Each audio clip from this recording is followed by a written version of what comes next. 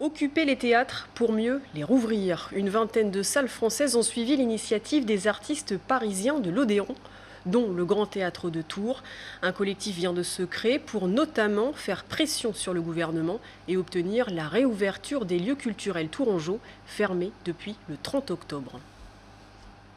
Au Grand Théâtre de Tours, c'est une pièce dramatique et à huis clos qui est en train de se jouer depuis ce week-end.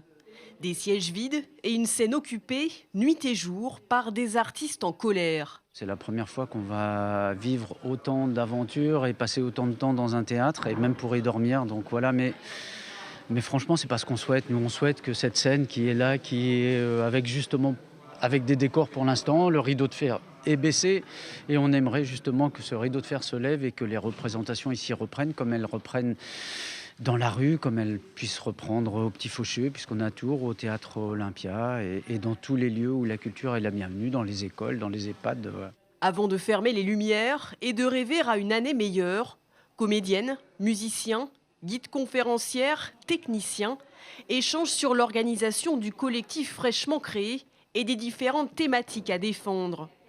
Fin de la précarité et prolongation de l'année blanche pour les intermittents. Sonia, elle, n'a pas chanté sur scène depuis 1 an.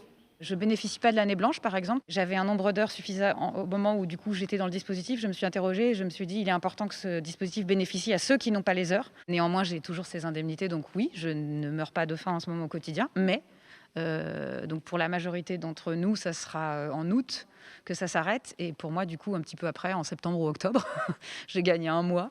Et là, c'est en effet, quand il faudra revenir en arrière, on n'a pas à travailler, en fait.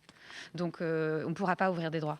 L'occupation du Grand Théâtre, autorisée par le directeur et le maire de Tours, devrait se poursuivre jusqu'à temps que le collectif ait une réponse favorable du gouvernement pour ouvrir les lieux culturels.